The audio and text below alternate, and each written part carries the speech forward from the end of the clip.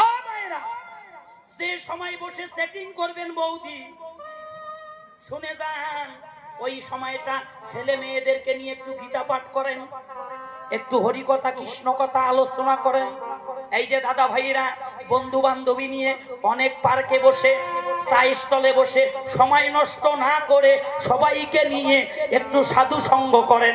সপ্তাহে একদিন প্রতিটা পাড়ায় পাড়ায় গীতা পাঠের ব্যবস্থা করেন, সাধু সঙ্গের ব্যবস্থা করেন। হরি বল। মা গো মা, ওই মোবাইল ফোনটা ছেলে মেয়ের হাতে দেওয়ার আগে মোবাইল ফোন দেন, বাধা দেব না। ছেলের হাতে একটা গীতা তুলে দেন, মেয়ের হাতে একটা গীতা তুলে দেন। ওটা পাঠ করলে আপনার মঙ্গল হবে, সংসারের মঙ্গল হবে, এই জগতের কল্যাণ হবে। বাবা গো, আজকে একটা কথা বলে যাই মা, সন্তানের অন্তরে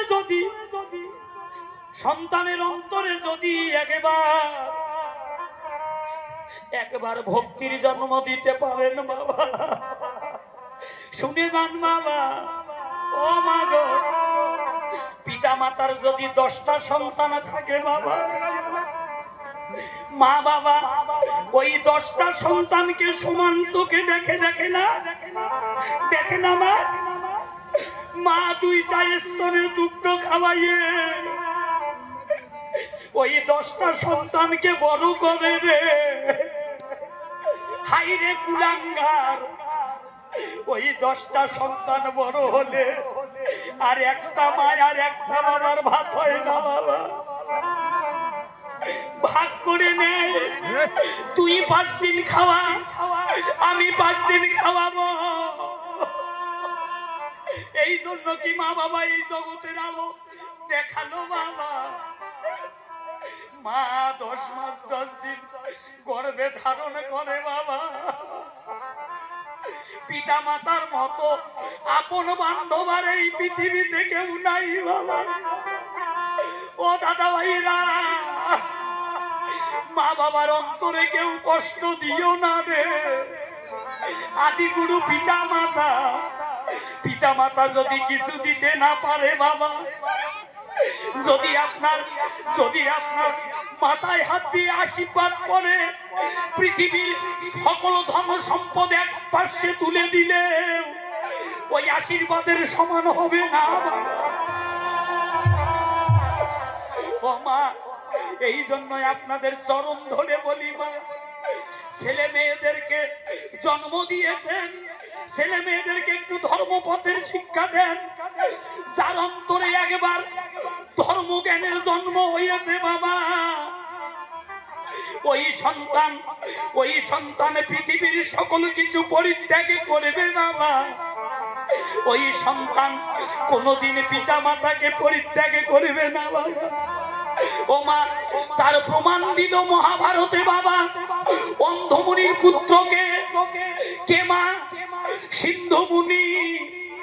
ওই যে যেখানে যেত কাঁধে ভার সাজাইয়ে এক পাশে বৃদ্ধ বাবাকে তুলে নিয়েছে আর এক পাশে বৃদ্ধ মাকে তুলে নিয়ে রে ভক্তদের দাঁড়ে দাঁড়ে কৃষ্ণ নামে করে ভিক্ষা মেঘে নিয়ে এসে যা পায় চাল ডাল রন্ধন করে ভগবানের ভোগে লাগাইয়ে আগে বাবার স্নান করাইয়ে দেয়, মায়ের স্নান করাইয়ে দেয়, বস্ত্র পরাইয়ে দেয়, তিলক করে দেয় বাবা। ওই মা বাবা যেন তার কাছে স্বর্গের দেবতার চেয়েও বড়। ওই যে ভগবানের প্রসাদ, আগে পিতার সেবা দেয়, তারপর মায়ের সেবা দেয়, অবশিষ্ট যেটুকু থাকে বাবা নিজে পায়। যেদিন থাকে না গঙ্গা জলার তুলসী পত্র খেয়ে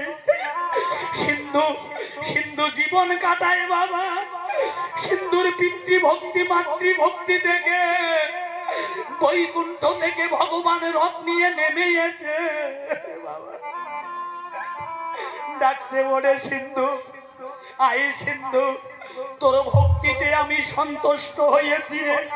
ওরে সিন্ধু, আয় সিন্ধু রে, তোকে আমি বৈকুণ্ঠে নিয়ে যাই রে। সিন্ধু নয়নের জলে বলে কাঁদিতে কাঁদিতে দৌড়ে গিয়ে এক হাত দিয়ে পিতার চরণ জড়িয়ে ধরেছে, আর এক হাত দিয়ে মায়ের দুটি চরণ জড়িয়ে ধরে কেঁদে কেঁদে বলছে, হে ভগবান, চাই নাই আমি তোমার বৈকুণ্ঠ ভগবান, যদি পিতা মাতার চরণ সেবা করে আমায় নরকে যেতে হয়, আমি নরকে যেতে চাই ভগবান, তবু আমি তোমার বৈকুণ্ঠ চাই না।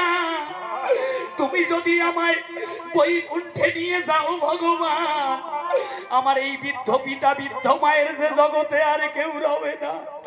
ভগবান রথ থেকে নেমে কাঁদিতে কাঁদিতে সিন্ধুর দুটি চরণ জড়িয়ে ধরে বলছে, ওরে সিন্ধু, তোর মতো ভক্তের চরণ আমার হৃদয়ে রাখি না, চরণ আমার বক্ষে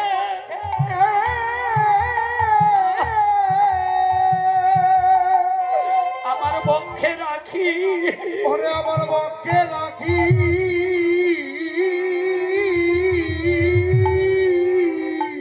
সিন্ধুরে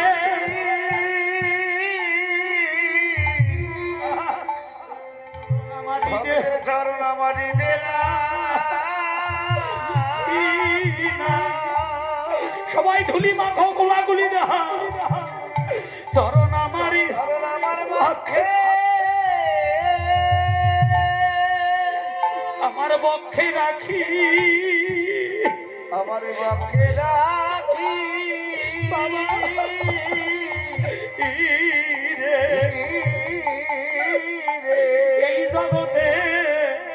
এই জগতে পিতা মাতার মতো আপনার বান্ধব